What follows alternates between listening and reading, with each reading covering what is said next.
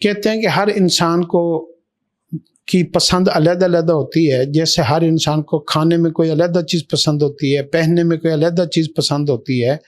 تو جو صحابہ کرام اور اولیاء اللہ تھے نا، وہ جب اللہ سے معافی مانگتے تھے نا، تو ان کو بھی علیحدہ علیحدہ معافی مانگنے کا طریقہ پسند تھا۔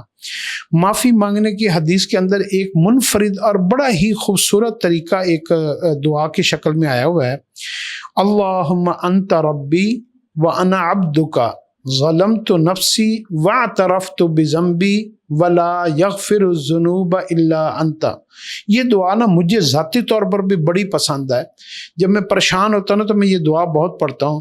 اس کا ترجمہ کیا؟ اللہم انت ربی، اے اللہ میرے رب آپ ہیں، آپ کے علاوہ میرا کوئی رب نہیں، وَأَنَا عَبْدُكَ، اور میں آپ کا گناہ گار بندہ ہوں، ظلمت نفسی، اور میں نے اپنے اوپر بڑے ظلم کیے ہیں، میں نے گناہ کیے ہیں، نافرمانیاں کی ہیں، برائیاں کی ہیں، غلط فیصلے کیے ہیں، غلط انتخاب کیا ہے۔ ظلمت نفسی، یا اللہ میں اپنے اوپر ظلم کرنے والا جو آج میرے برے حالات ہیں اس کا ذمہ دار میں خود ہوں۔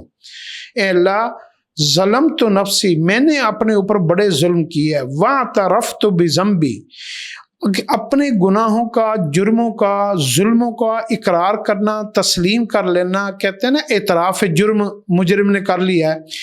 ایک اعتراف جرم جہنم میں جا کر لوگ کریں گے، اے اللہ ہم نے دنیا میں گناہ کیا، ہمیں معاف فرما دے، لیکن جہنم میں جانے کے بعد اعتراف جرم کرنے کے اوپر کوئی معافی نہیں ہوگی۔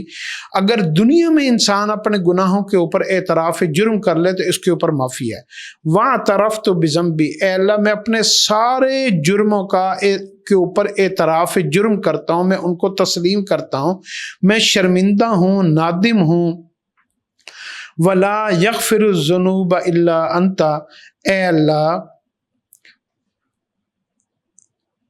تیرے علاوہ کوئی معاف کرنے والا نہیں، اور تجھے معاف کرنا سب سے زیادہ پسند اور محبوب بھی ہے۔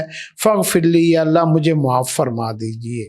یہ معافی اور بخشش کی بہترین دعا ہے۔